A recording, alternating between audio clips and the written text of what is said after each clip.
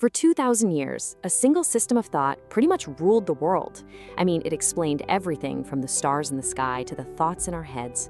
It was all built by one of the greatest minds in history, and it was the bedrock of science for millennia. So today, we're going to take a trip and explore that lost universe. It seems like such a simple question, doesn't it? Almost childish. A stone drops, fire flickers up. It's just common sense. You see it every single day. But really stop and think about it.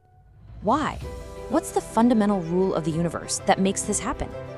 And that thinker was, of course, Aristotle. Now, he wasn't just guessing. He built this complete, logical, and honestly deeply intuitive model of the entire cosmos that answered this question and so many more. His explanation was so powerful, so compelling, that it just became the undisputed truth for centuries.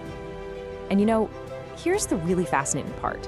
While modern science has shown us that, yeah, his physics was pretty much incorrect, understanding his system is so important. It doesn't just show us what people used to believe, it shows us how they thought. So let's step into this world, a world governed by a totally different kind of logic. Okay, so the first thing you have to wrap your head around with Aristotle's universe is that it wasn't just one place. Nope, it was two totally separate realms, split by one fundamental boundary, the orbit of the moon. This division is the absolute cornerstone of his entire cosmos. So you've got everything above the moon, the supralunary realm, that's the heavens. Everything there is perfect, it's eternal, it moves in flawless circles. The planets, the stars, they're made of this divine fifth element called ether. But then there's our world, down here, below the moon, the sublunary realm. And this place, it's a mess. It's a realm of imperfection, of decay, of flawed, straight-line motion, where everything has a beginning and an end.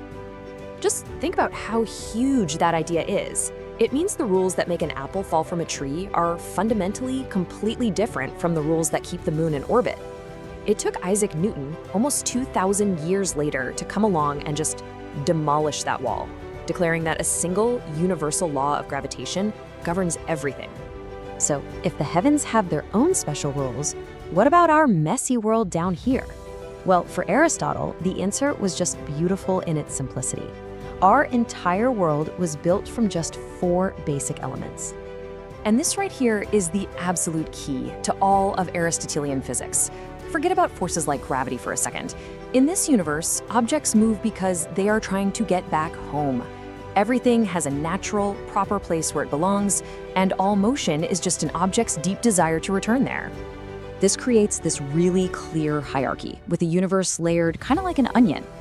The element Earth, well, it's the heaviest, so its natural place is at the dead center of everything. That's why a rock falls. It's trying to get home. Water sits on top of Earth, air on top of water, and fire, being the lightest, is always striving to get to the very top. So why does fire rise? It's just trying to get back to its sphere at the very edge of our world. See? It all makes perfect, logical sense.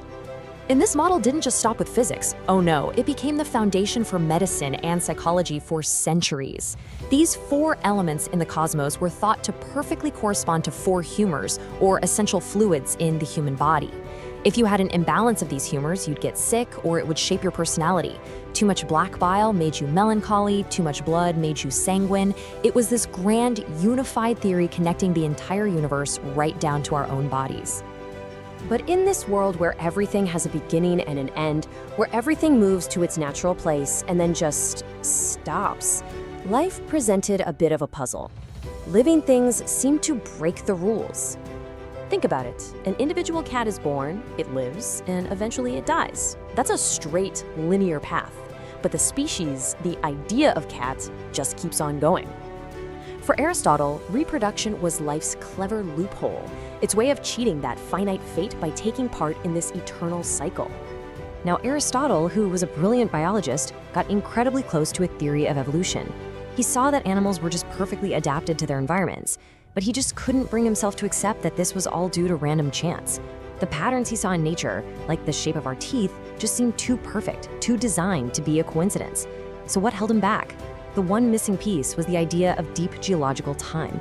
Because Aristotle believed the world was eternal and unchanging, there was simply no reason, and no time, for species to have to evolve. So this brings us from the physics of the cosmos and the biology of life to the big question: what is the purpose of our own existence? In this whole grand system, what are we humans supposed to do?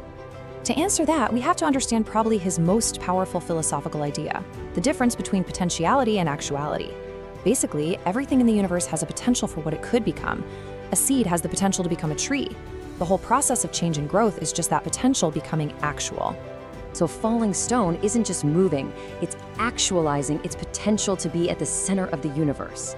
A growing child is actualizing their potential to become an adult. It's this one single, elegant idea that explains every kind of change from physics to biology to our own personal growth. And for us humans, this whole process of actualization goes way beyond just biology. We don't just reproduce by having kids, we do it by creating things, by bringing our ideas out of our heads and into the world. As Aristotle put it, poets love their poems as if they were their own children. We pour our potential into our work, making it real. And this all leads to his idea of happiness. For Aristotle, happiness isn't some passive feeling you wait for. No, it's an activity.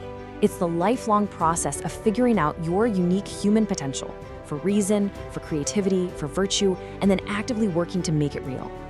The good life is all about the journey from could be to is. Okay, so we've just toured this incredible, cohesive, and logical universe. And now we have to face the fact that scientifically, it's been almost entirely replaced. Yeah, we know the heavens and the earth obey the exact same physical laws. We know about the periodic table, not just 4 elements. We have genetics and the theory of evolution. From our modern point of view, his science was fundamentally wrong. So the question is, does being wrong make his entire system worthless? Should we just throw out 2,000 years of human thought and call it a big mistake? Absolutely not. Not even close. As one philosopher cleverly put it, studying these old systems is so valuable. When you understand a brilliant, logical, but ultimately incorrect framework, you start to see just how hard it was to think our way out of it. It shows you the true, massive scale of the scientific revolution. You see, the work of Galileo, Newton, Darwin, it didn't just appear out of a vacuum. They were directly confronting and dismantling this 2,000-year-old intellectual building. Aristotle gave us the foundation that modern science had to push against, and in doing so, it was able to define itself. And all this leaves us with one final, and maybe pretty humbling question. Aristotle's entire system was based on careful observation and what seemed like obvious common sense, which makes you wonder, what common sense truths that we live by today will seem just as strange, just as much a part of a lost universe to people 2 millennia from now?